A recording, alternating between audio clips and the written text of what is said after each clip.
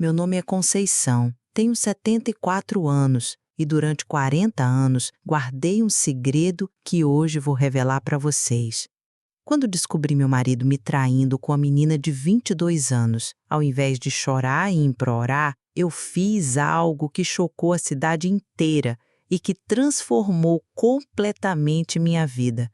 Essa é a história de como a pior traição que já vivi se tornou a maior bênção que Deus já me deu. Inscreva-se neste canal e ative as notificações para ser avisado sempre que um novo vídeo for ao ar. Assim como eu, muitas outras pessoas estão criando coragem para abrir o coração e confessar segredos que ficaram guardados por anos. E ter alguém para ouvir nossas histórias é algo muito importante para nós. Era 1979. Eu tinha 29 anos e vivia numa casa grande no centro de Juazeiro, perto da Igreja do Sagrado Coração. Meu marido Severino era comerciante, dono de 3 lojas de tecidos na cidade.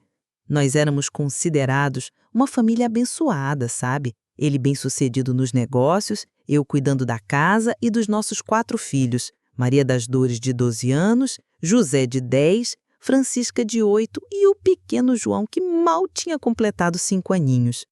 Naquela época, aqui no interior do Ceará, uma mulher casada com um comerciante próspero era vista quase como uma rainha. Eu tinha empregada, não precisava trabalhar fora, meus filhos estudavam na melhor escola particular da cidade. Todos os domingos íamos à missa das 9, sempre na primeira fileira, e depois almoçávamos na casa da minha sogra, Dona Josefa, que me tratava como se eu fosse filha dela. Mas a vida tem dessas coisas, minha gente. Às vezes, quando tudo parece perfeito demais, é sinal de que uma tempestade vem vindo por aí. Tudo começou a mudar quando Severino contratou uma nova funcionária para a loja principal. Dulce era o nome dela. Uma moça nova, de uns 22 anos, que tinha vindo de Fortaleza procurando emprego. Bonita ela era, isso eu não posso negar. Cabelo preto lisinho, olhos verdes, cintura fininha, dessas que fazem qualquer homem virar o pescoço na rua. No começo eu nem me preocupei. Severino sempre teve funcionárias mulheres trabalhando para ele e nunca aconteceu nada. Ele era um homem sério, religioso, respeitado na cidade. Ou era isso que eu pensava? As primeiras suspeitas começaram em junho daquele ano. Severino passou a chegar em casa cada vez mais tarde, sempre com a desculpa de que tinha muito serviço, que precisava fechar o caixa, conferir estoque, essas coisas. No começo eu acreditei. O negócio realmente estava crescendo. Ele havia inaugurado a 3ª loja há poucos meses. Mas aí começaram outros sinais.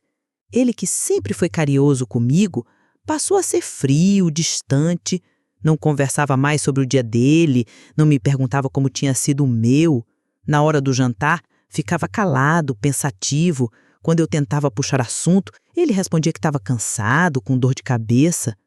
E tinha uma coisa que me incomodava muito. Ele passou a tomar banho assim que chegava em casa, todo dia. Dizia que transpirava muito na loja por causa do calor, mas eu achava estranho. Severino nunca foi de se preocupar muito com essas coisas de limpeza durante a semana. Em agosto, minha comadre Antônia, que era casada com um primo do Severino, veio me fazer uma visita numa tarde de terça-feira. Tomamos café na varanda, conversamos sobre os filhos, sobre a novela da Globo que estava passando. Quando ela já estava se despedindo, parou na porta e me olhou com uma cara estranha. Conceição, ela disse, você é minha comadre há muito tempo e eu te considero como irmã. Por isso vou te falar uma coisa, mas prometa que não vai dizer que fui eu quem contou. Meu coração gelou na mesma hora. Quando alguém começa uma conversa assim, é porque vem bomba pela frente. Ela respirou fundo e continuou. Ontem eu estava na loja do seu Antônio comprando remédio para o meu mais velho que estava com febre. A farmácia fica bem na esquina da loja principal do Severino, você sabe. Quando saí, vi ele saindo de lá com aquela funcionária nova, a Dulce. Mas não era só sair junto do trabalho não, Conceição. Eles estavam de mãos dadas, ela grudadinha no braço dele. E pior, subiram juntos no carro dele e foram embora. Senti como se tivesse levado um soco no estômago. As pernas ficaram bambas, a vista escureceu. Antônia me segurou pelo braço e me fez sentar de novo. Pode ser que não seja nada demais. Ela tentou amenizar vendo o meu estado. Talvez ele só estava dando uma carona para a moça. Mas nós dois sabíamos que não era isso. Mulher tem um instinto para essas coisas, sabe? A gente pode até tentar enganar a mente, mas o coração sabe quando algo está errado. Naquela noite esperei Severino chegar. Eram quase 10 horas quando eu ouvi o portão se abrindo. Ele entrou em casa normal, me deu um beijinho no rosto, como sempre fazia, perguntou pelos meninos, mas eu estava reparando em tudo. O perfume diferente na roupa, o cabelo meio bagunçado, a maneira como evitava me olhar nos olhos. Na cama, fingi que estava dormindo e fiquei prestando atenção na respiração dele. Severino sempre dormia feito pedra, roncava até. Mas naquela noite ele ficou se virando de um lado para o outro, inquieto. Era a consciência pesada, eu tenho certeza. Durante as semanas seguintes, passei a observar tudo com mais atenção. Comecei a reparar que ele sempre inventava uma desculpa para sair aos sábados à tarde, quando as lojas ficavam fechadas. Dizia que ia conversar com fornecedores, resolver problema no banco, visitar parentes em outras cidades. Um sábado, resolvi seguir ele. Deixei os meninos com minha mãe e peguei um táxi. Mandei o motorista ficar bem longe, só observando. Vi quando Severino saiu de casa no carro dele, mas em vez de ir para o centro da cidade, como sempre dizia, pegou a estrada que leva para o distrito de Barbalha. Seguimos por uns 20 minutos até que ele parou numa casa pequena, simples, no final de uma rua de terra. E aí eu vi ela. Dulce saiu correndo da casa e se jogou nos braços dele. Se beijaram ali mesmo, na frente de todo mundo que quisesse ver. Voltei para casa com o coração despedaçado, mas também com uma raiva que eu nunca tinha sentido na vida. Não era só a traição que me doía. Era a humilhação de saber que toda a cidade provavelmente já sabia e eu era a única que estava sendo enganada. Era pensar nos meus filhos, na vergonha que iriam passar quando descobrissem. Era ver todos os nossos anos de casamento sendo jogados no lixo por causa de uma aventura com a menina nova. Mas eu não confrontei ele naquele dia, não. Nem no seguinte. Fiquei uma semana inteira fingindo que não sabia de nada, planejando o que fazer. Severino continuava com a mesma rotina. Saía cedo, voltava tarde, fingia que estava tudo normal. Foi quando tomei uma decisão que mudaria tudo na minha vida. Em vez de fazer escândalo, em vez de sair gritando e chorando pela cidade como muitas mulheres faziam quando descobriam uma traição, eu ia fazer diferente. Ia dar o troco de um jeito que ele nunca esperaria. Na segunda-feira seguinte, arrumei minha melhor roupa, penteei o cabelo com capricho e fui até a loja principal dele. Cheguei lá na hora do almoço, quando tinha pouco movimento. Severino estava no balcão conferindo uns papéis. Quando me viu, ficou surpreso. "Conceição, o que você está fazendo aqui?" "Vem conversar com você sobre uma coisa importante." Respondi com a voz bem calma. "Podemos falar no seu escritório?" Ele olhou em volta meio constrangido e me levou até o pequeno escritório nos fundos da loja. Fechou a porta e se virou para mim com cara de quem não estava entendendo nada. "Severino", comecei falando devagar e olhando bem nos olhos dele. "Eu sei da Dulce." A cara dele ficou branca na mesma hora. Tentou negar, gaguejar, inventar desculpa, mas eu levantei a mão e continuei falando. "Não precisa mentir, não. Eu vi vocês dois juntos no sábado, na casa dela em Barbalha. Sei que vocês estão se encontrando há meses e provavelmente metade da cidade também sabe." Ele sentou na cadeira, passou a mão pelo rosto e ficou em silêncio por um tempo longo. Quando finalmente falou, a voz dele estava diferente, mais baixa. "Conceição, não era para você descobrir assim."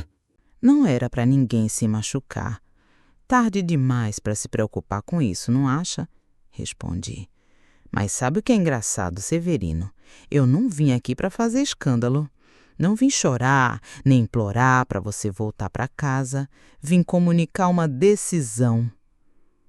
Ele me olhou com uma cara de surpresa. Acho que esperava lágrimas, gritos, talvez até que eu tentasse arrancar os olhos da Dulce. Vou me separar de você, continuei. E mais, vou pegar metade de tudo que você tem. Metade das lojas, metade da casa, metade do dinheiro.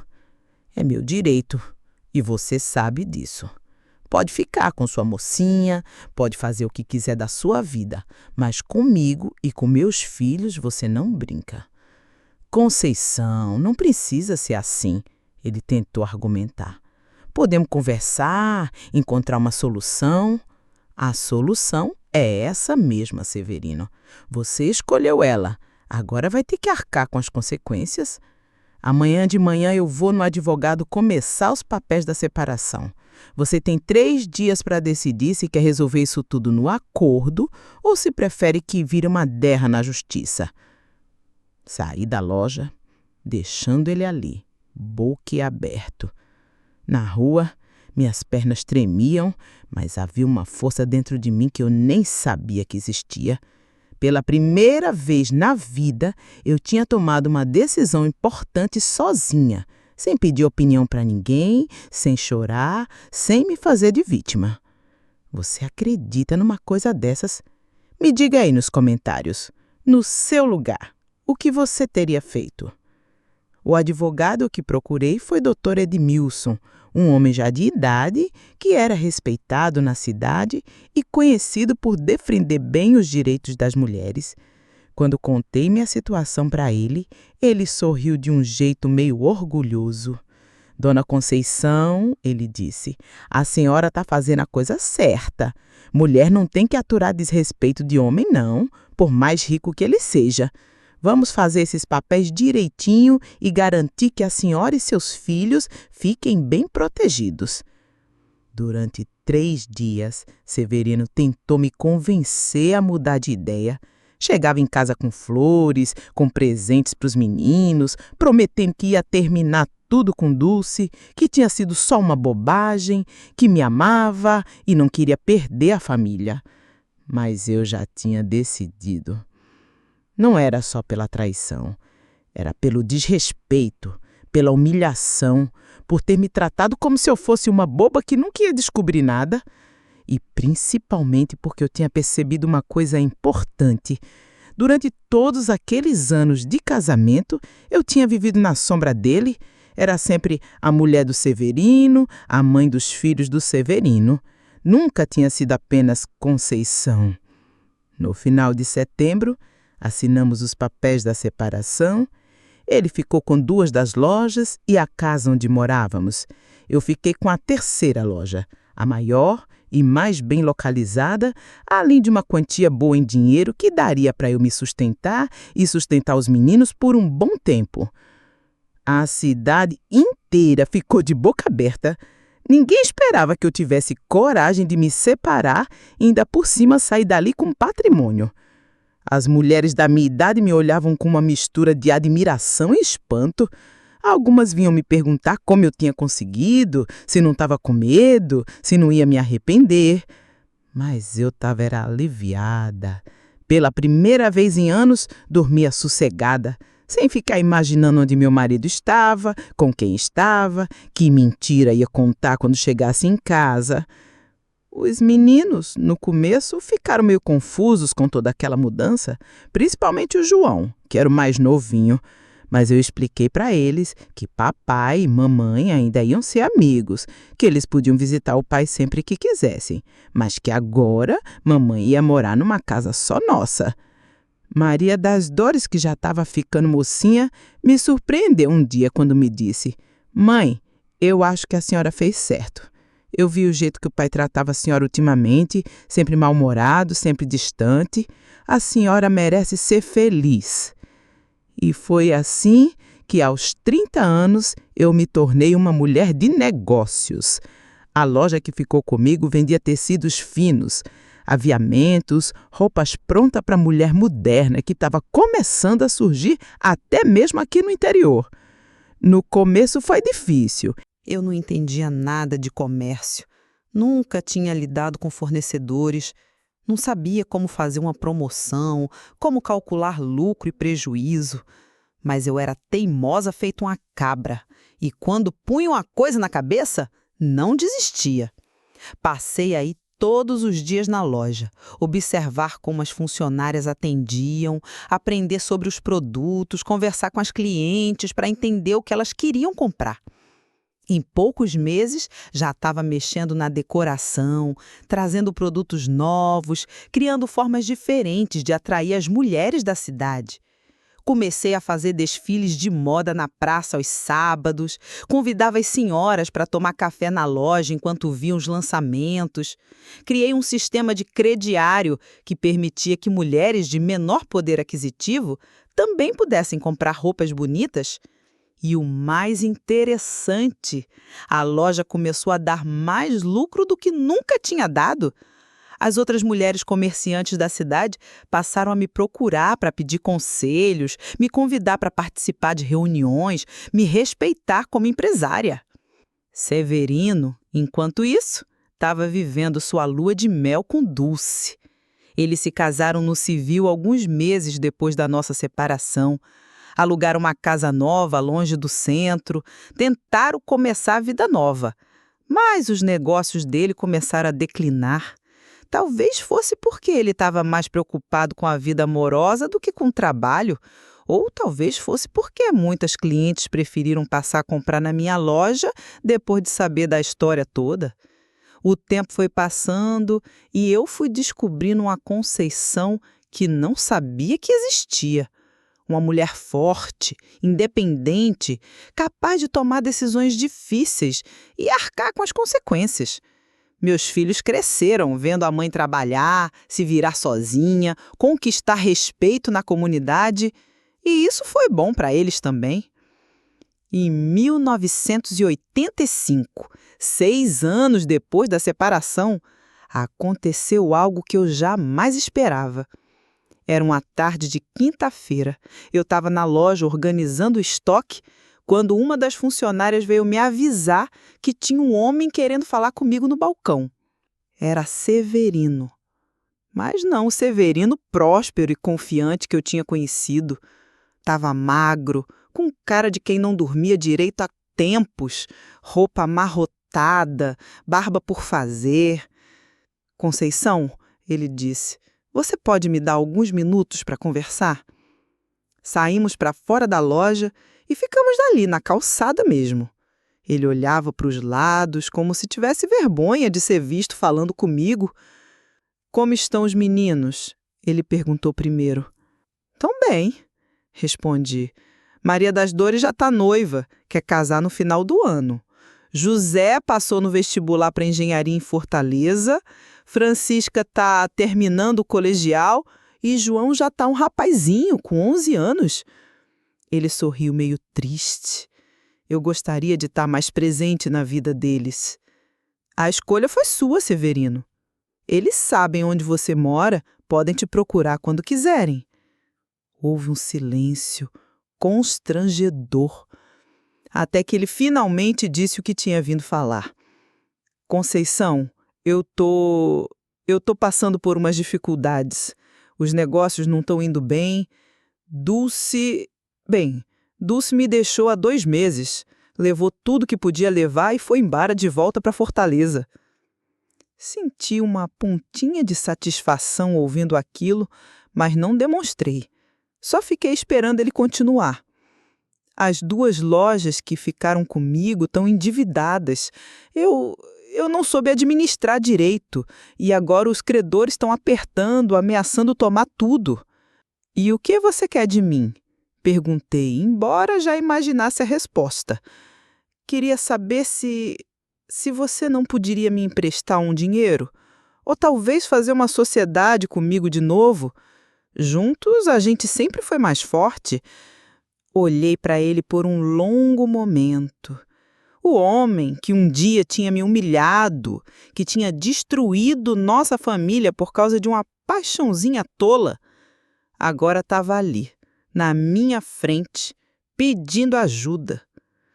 Severino, eu disse calmamente, quando você me trocou por aquela menina, você escolheu seu caminho.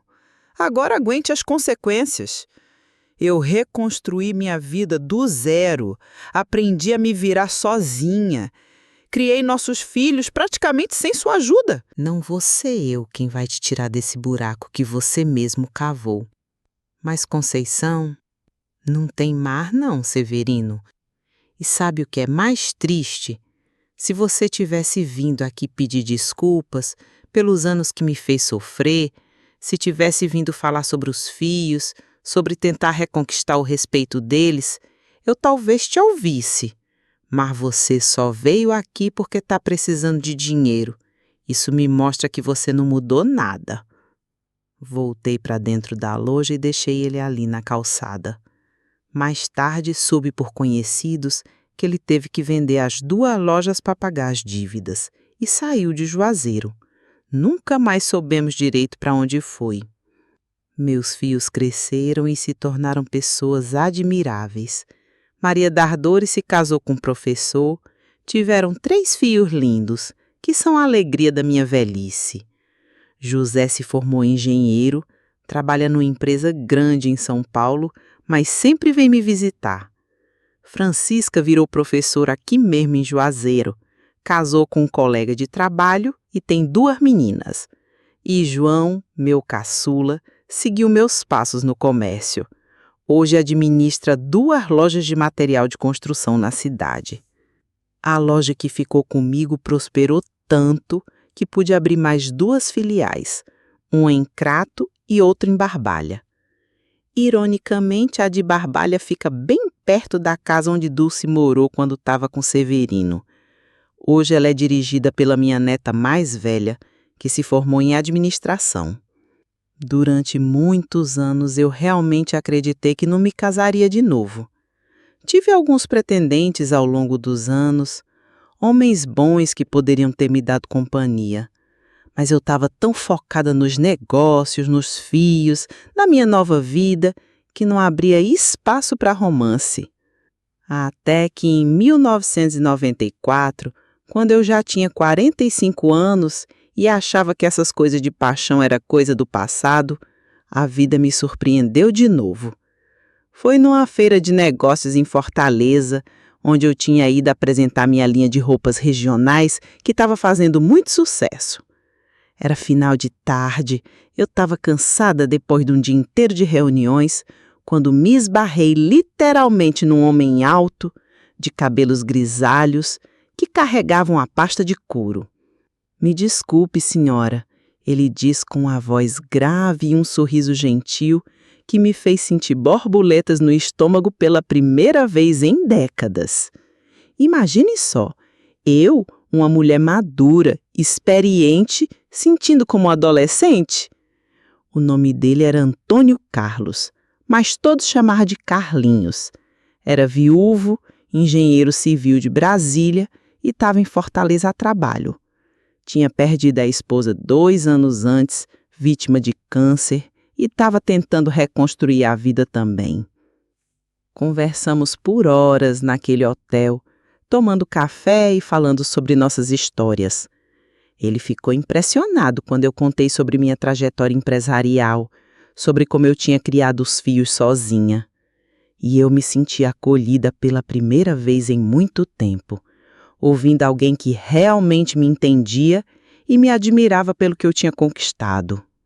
O namoro foi um renascimento para mim. Carlinhas vinha me visitar em Juazeiro a cada 15 dias e eu comecei a viajar também, conhecer lugares que nunca tinha imaginado. Fomos juntos para João Pessoa, Recife, Salvador, depois para Brasília, Rio de Janeiro, até São Paulo. Eu que nunca tinha saído do Ceará, de repente estava descobrindo o mundo aos 45 anos. Casamos em 1996, numa cerimônia pequena, mas muito bonita na igreja do Sagrado Coração, a mesma onde eu costumava ir com Severino. Mas que diferença! Carlinhas me olhava como se eu fosse a mulher mais preciosa do mundo. Respeitava minhas decisões, apoiava meus negócios, se orgulhava da minha independência ao invés de tentar me diminuir. Os primeiros anos do nosso casamento foram os mais felizes da minha vida adulta. Ele se mudou para Juazeiro, abriu um escritório de engenharia aqui e juntos formamos uma dupla imbatível. Eu cuidando do comércio, ele da construção civil. Até fizemos alguns negócios juntos. Ele construía, eu decorava e vendia. Foi Carlinhos que me deu coragem para expandir ainda mais.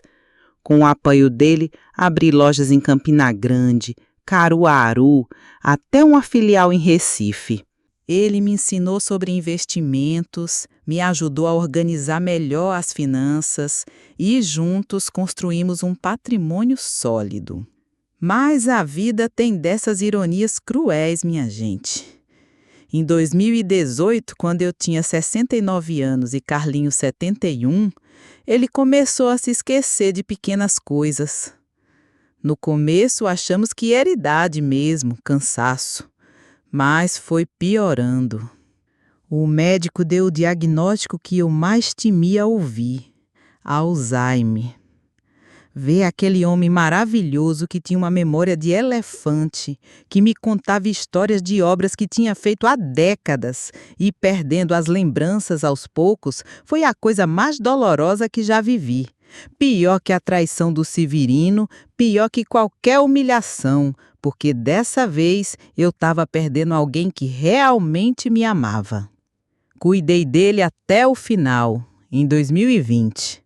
Foram 2 anos difíceis, mas eu não me arrependo de um só dia. Ele morreu em casa, na nossa cama, segurando minha mão. Suas últimas palavras foram: Conceição, meu amor, obrigado por ter feito minha vida valer a pena. O luto foi pesado, mas os filhos, netos e até meu enteado de Brasília me deram muito apoio. E sabe o que me ajudou a superar? As lembranças boas. Os 22 anos que vivemos juntos foram de tanto amor, tanto companheirismo, tanta cumplicidade que valeram por uma vida inteira. Hoje, aos 74 anos, continuo viajando. Tenho uma lista de lugares que quero conhecer antes de partir deste mundo. Já fui para a Europa com minha filha Francisca, conheci Paris, Roma, Lisboa. No ano passado, eu fiz um cruzeiro pelo Caribe com um grupo de amigas da terceira idade. Mês que vem, vou para o Chile com meu filho José. A vida é curta demais para ficar parada. E Severino? Ah, meus queridos, a história do Severino é triste de verdade. Depois que saiu de Juazeiro falido e humilhado, foi parar em São Paulo trabalhar numa fábrica de tecidos da irmã dele, Dona Lurdinha. Mas o orgulho ferido e a depressão fizeram ele se entregar à bebida. Soube por conhecidos que ele tentou se relacionar com outras mulheres ao longo dos anos, mas nunca deu certo. Algumas só queriam se aproveitar dele, outras não aguentavam o vício da bebida e os surtos de raiva quando estava bêbado. Uma chegou a denunciar ele na delegacia por agressão, imaginem só. Nossos filhos mantiveram contato com ele durante alguns anos, mais por obrigação do que por amor mesmo. Eles visitavam o pai esporadicamente, ligavam no Natal, no aniversário dele, mas era só educação. Não tinha aquele carinho gostoso que existe entre pais e filhos que realmente se amam. O pior de tudo é que quando Carlinhos adoeceu e eu estava passando por aquela fase difícil cuidando dele, Severino teve a audácia de aparecer aqui em Juazeiro. Estava mais velho, meio curvado, com cara de quem bebe demais. Disse que tinha sabido da doença do meu marido e veio oferecer apoio. Conceição, ele disse, sei que estamos separados há décadas, mas você foi a mãe dos meus filhos. Se precisar de alguma coisa, pode contar comigo. Olhei para ele com uma mistura de pena e nojo. Será que ele realmente achava que eu ia querer o apoio dele justamente no momento mais difícil da minha vida? Será que não percebia que sua presença só trazia lembranças ruins? Severino, respondi com educação mais firmeza. Eu agradeço a intenção, mas não preciso da sua ajuda. Tenho meus filhos, meus netos, amigos verdadeiros. Você fez sua escolha há muito tempo. Agora deixe eu viver minha vida em paz. Ele insistiu, disse que estava arrependido, que queria fazer as pazes antes que fosse tarde demais. Mas eu não estava interessado em reviver o passado. Tinha coisa muito mais importante para me preocupar naquele momento. Quando Carlinhos morreu, Severino até apareceu no velório. Ficou no fundo da igreja, meio escondido, mas eu vi. Depois do enterro, ele tentou se aproximar, mas José, meu filho mais velho, não deixou. Pai, ele disse, hoje não é dia para você tentar resolver suas pendências com a mãe. Ela está de luto, sofrendo. Tenha pelo menos esse respeito. Foi a primeira vez que eu vi um dos meus filhos colocar Severino no lugar dele. E naquele momento, mesmo na dor da perda, senti orgulho de ter criado homens de caráter. Depois disso, Severino voltou para São Paulo e nunca mais tentou contato. Soube que ele anda muito doente, com problemas no fígado por causa da bebida. A irmã dele, Dona Lourdinha, já está com mais de 80 anos e não consegue mais cuidar dele direito. Os meninos até conversam comigo, às vezes, sobre ajudar o pai, por cristão mesmo. Mas eu sempre digo a mesma coisa. Vocês são livres para fazer o que acharem certo. Só não me peçam para me envolver. Eu já dei minha cota de sofrimento por causa desse homem.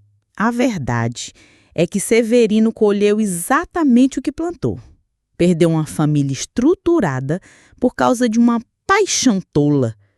Desperdiçou a vida se lamentando, ao invés de tentar reconstruir. Nunca assumiu verdadeiramente seus erros, sempre colocando a culpa nas circunstâncias, nas outras pessoas. Enquanto isso, eu vivi, amei de novo, viajei, conheci o mundo, construí um império empresarial, criei filhos maravilhosos que hoje são meu maior orgulho. Mesmo na viuvez, continuo ativa, feliz, rodeada de pessoas que me amam de verdade. Hoje, aos 74 anos, quando olho para trás, não sinto raiva do Severino, nem de Dulce. Na verdade, até agradeço a eles. Se não fosse aquela traição, eu talvez nunca tivesse descoberto a mulher forte que existia dentro de mim. Talvez tivesse passado a vida inteira sendo apenas a sombra de um homem, sem nunca conhecer meu próprio potencial. E, principalmente, se não tivesse separado dele, nunca teria conhecido Carlinhos. Nunca teria vivido um amor verdadeiro. A melhor vingança, meus queridos, não é fazer mal para quem nos magoou. É provar para a gente mesmo e para o mundo inteiro que a gente é muito mais forte do que imaginava. É reconstruir a vida de um jeito ainda melhor do que era antes. É olhar no espelho e se orgulhar da pessoa que a gente se tornou. E vocês sabem qual foi a vingança mais doce de todas? No ano passado, na festa de casamento da minha bisneta, que aconteceu aqui em Juazeiro, eu estava lá lindamente vestida, usando um conjunto que comprei numa viagem a Paris. Rodeada pelos meus filhos, netos e bisnetos, todos bem-sucedidos e felizes. Tinha acabado de voltar de uma viagem para o Uruguai com um grupo de amigas e estava planejando minha próxima aventura, conhecer o Canadá no outono. E adivinha quem apareceu na igreja? Severino. Estava velhinho, curvado, sozinho. Tinha vindo de São Paulo especialmente para a cerimônia, mas chegou atrasado e ficou no fundo da igreja. Me olhou de longe com a cara de arrependimento que dava até pena. Percebi que estava mais magro, com a pele amarelada, certamente consequência dos problemas no fígado. Depois da cerimônia, ele se aproximou com dificuldade. Falou que estava orgulhoso de como eu tinha criado nossos filhos, de como eu tinha prosperado na vida. Disse que se arrependia de todas as bobagens que tinha feito, que via agora como tinha desperdiçado tudo que realmente importava. Conceição, ele diz com a voz trêmula, eu sei que não tenho direito de pedir nada, mas queria que você soubesse que reconheço meus erros. Você foi uma esposa maravilhosa, uma mãe excepcional. E eu fui um idiota que jogou tudo fora. Eu ouvi tudo em silêncio. E no final apenas disse, Severino, o passado já passou. Você escolheu seu caminho, eu escolhi o meu. Eu desejo que você encontre sua paz nos anos que ainda tem pela frente. E me afastei, de braços dados com os meus filhos, cercada pelo amor da minha família. Mais tarde, José me contou que o pai tinha perguntado sobre a possibilidade de voltar para Juazeiro, que estava cansado de São Paulo, que queria estar perto da família no final da vida. Mas meus filhos foram claros. Ele seria bem-vindo como visitante esporádico, mas não como morador. Tinham suas próprias famílias para cuidar, e depois de décadas de ausência, não se sentiam obrigados a cuidar de um pai que nunca estava realmente presente. É triste, mas é a realidade. Severino está colhendo na velhice exatamente o que plantou na juventude: solidão, arrependimento e o descaso daqueles que deveria ter amado e protegido. Essa é minha história, pessoal. A história de como uma traição que poderia ter me destruído acabou sendo o empurrão que eu precisava para me tornar a mulher que sempre deveria ter sido. 45 anos se passaram e hoje posso dizer com toda certeza, foi a melhor coisa que poderia ter me acontecido. Ainda hoje, quando acordo de manhã no meu apartamento novo aqui no centro de Juazeiro, vendi a casa grande depois que Carlinhos morreu, era grande demais para uma pessoa só. Olho pela janela e vejo o movimento da cidade, as pessoas correndo atrás dos seus sonhos e me sinto grata por ainda estar aqui, com saúde, com disposição para viver. Na semana que vem, vou viajar para Gramado com 2 amigas da igreja. Em dezembro, minha neta de São Paulo quer me levar para conhecer a Disney. Imaginem só! Eu, que nasci numa família pobre aqui no interior do Ceará, vou conhecer a Disney aos 74 anos. Se isso não é uma vingança doce contra todos que um dia duvidaram de mim, eu não sei o que é. E sabe o que mais me orgulha? As mulheres jovens da cidade me procuram, pedindo conselhos sobre relacionamentos, sobre negócios, sobre como ter coragem de recomeçar quando tudo parece perdido. Eu virei uma espécie de exemplo para elas, prova de que nunca é tarde para dar a volta por cima. Semana passada, uma mocinha de uns 30 anos veio na minha loja chorando porque descobriu que o marido estava traindo ela com a cunhada.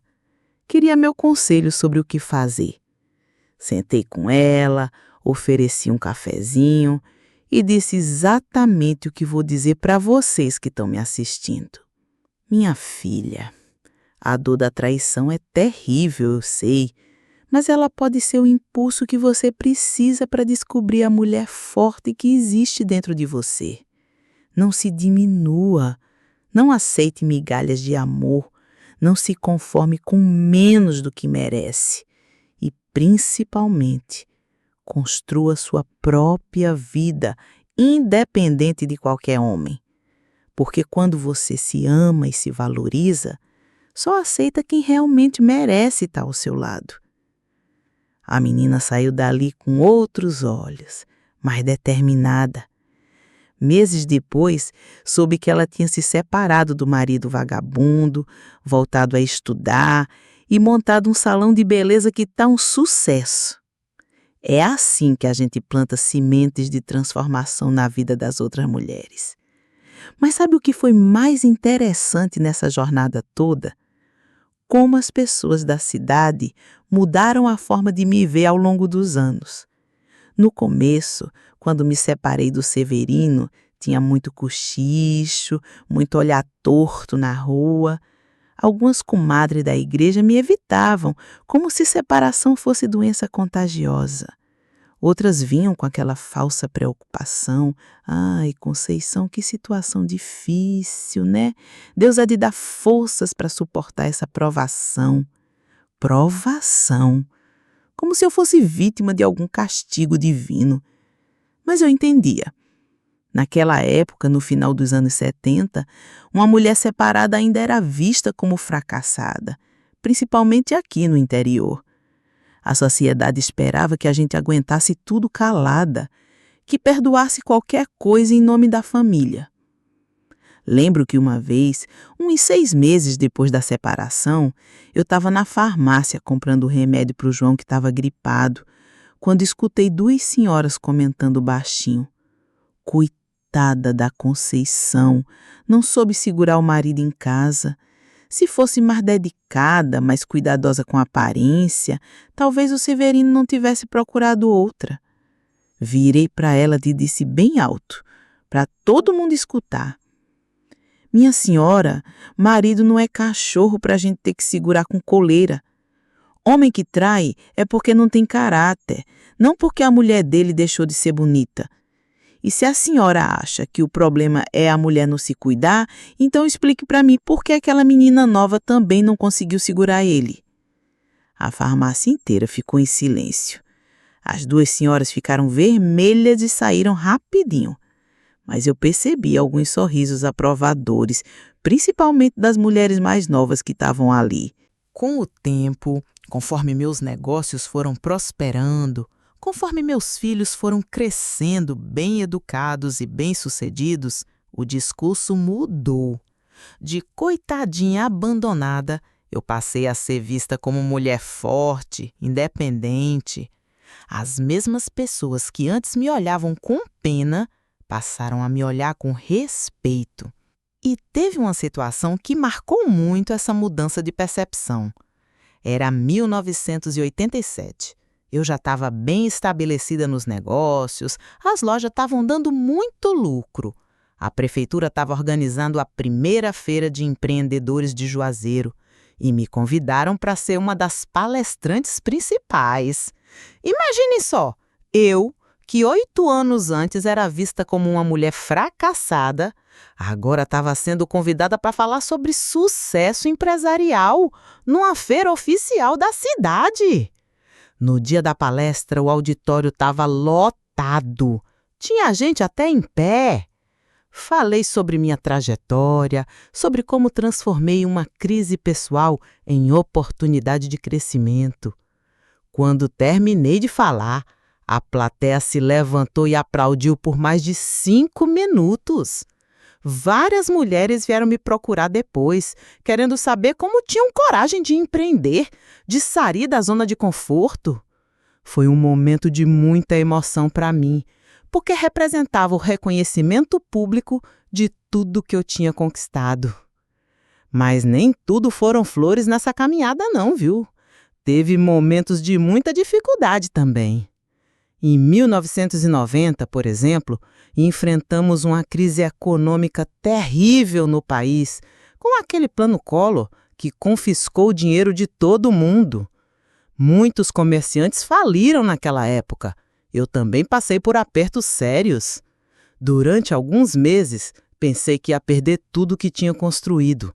As vendas despencaram, os fornecedores apertaram o cerco, alguns funcionários tiveram que ser demitidos. Chegou um momento em que pensei em vender uma das lojas para salvar as outras. Foi quando aprendi uma lição importante sobre resiliência. Em vez de me desesperar, resolvi inovar. Criei um sistema de escambo. As clientes podiam trocar roupas usadas em bom estado por crédito na loja. Organizei bazares beneficentes que ajudavam famílias carentes e, ao mesmo tempo, movimentavam meus estoques. Até comecei a vender produtos de beleza caseiros que eu mesma fazia, seguindo receitas que aprendi com minha avó. A criatividade salvou meus negócios naquela crise. E, mais uma vez, saí fortalecida de uma situação difícil. As outras comerciantes da cidade passaram a me procurar pedindo conselhos sobre como sobreviver em tempos difíceis. Outra coisa que quero contar para vocês é sobre a relação com meus netos. Quando eles começaram a crescer, eu me tornei aquela avó moderna, diferente das outras da minha geração. Levava eles para viajar comigo, ensinava sobre negócios, conversava sobre namoro, sobre sonhos, sobre escolhas profissionais. Minha neta mais velha, a Júlia, filha da Maria das Dores, quando tinha uns 16 anos, me disse uma coisa que eu nunca vou esquecer. Vó, eu quero ser igual à senhora quando crescer. Independente, forte, que não precisa de homem para ser feliz, mas que sabe amar quando encontra alguém que vale a pena. Aquela frase me emocionou tanto. Percebi que eu estava sendo um exemplo positivo para a nova geração de mulheres da minha família, que elas estavam aprendendo que é possível ser feminina e forte ao mesmo tempo, que é possível amar sem se diminuir, que é possível recomeçar quantas vezes for necessário. E realmente, todas as minhas netas se tornaram mulheres independentes. Uma é médica, outra é advogada, tem uma que é professora como a mãe. E a mais nova está estudando administração para me ajudar com as lojas quando eu resolver me aposentar de vez. Falando em aposentadoria, esse é um assunto que me diverte muito. As pessoas sempre perguntam quando vou parar de trabalhar, quando vou descansar. Mas eu não tento esse conceito de parar totalmente. Trabalho me dá prazer, me mantém ativa, me faz sentir útil. Claro que hoje em dia eu delego mais, não fico o dia inteiro na loja como fazia antes, mas gosto de acompanhar os negócios, de dar palpites, de estar por dentro de tudo. E tem uma curiosidade engraçada. Depois que Enfio veio do Carlinhos, apareceram alguns pretendentes. Imaginem só, uma senhora de 71 anos recebendo cantadas. Tem um senhor da igreja, viúvo também, que sempre arranja uma desculpa para conversar comigo depois da missa. Tem outro, aposentado do banco, que vive me convidando para almoçar. São homens educados, bem de vida, que seriam boas companhias. Mas sabe o que acontece? Depois de ter vivido um grande amor com Carlinhos, ficou difícil me contentar com menos. E depois de tantos anos de independência, eu meio que me acostumei com minha liberdade. Posso viajar quando quero, decidir meus horários, gastar meu dinheiro como bem entendo, sem ter que dar satisfação para ninguém. Por isso sempre digo para os meus netos, casem por amor, não por conveniência ou por medo da solidão. E, principalmente, nunca deixem de ser vocês mesmos por causa de um relacionamento. O parceiro ideal é aquele que potencializa o melhor de vocês, não aquele que diminui vocês para se sentir maior. Por isso eu digo, não tenham medo de recomeçar. Não importa a idade que vocês tenham, não se contentem com relacionamentos que não as fazem felizes. A vida é muito curta para desperdiçar com gente que não nos valoriza. E lembrem-se sempre, a melhor vingança é ser feliz, é realizar seus sonhos, é se tornar a melhor versão de vocês mesmas. Eu que era uma dona de casa submissa, hoje sou empresária, viajante, conselheira, avó babona e uma mulher realizada. E se eu conseguir aos 30 anos, sem internet, sem as facilidades de hoje, imagine o que vocês não podem conseguir. Se essa história mexeu com você, deixa o like e manda para alguém que precisa ouvir isso hoje. Às vezes o que parece ser o fim do mundo é só o começo de uma vida nova e muito melhor. E nunca se esqueçam, vocês são muito mais fortes do que imaginam. Obrigada por assistir a essa história. Aqui no canal, a gente conta histórias reais, histórias de gente de verdade que viveu momentos intensos. São segredos que ficaram guardados por uma vida inteira. Se você tem uma história assim, ou conhece alguém que carrega algo no peito e precisa colocar para fora, escreve pra gente. O e-mail está na descrição do vídeo. Vai ser um prazer contar a sua história com todo carinho e respeito. E se essa história mexeu com você de alguma forma, inscreva-se no canal, deixe o like e compartilhe com alguém.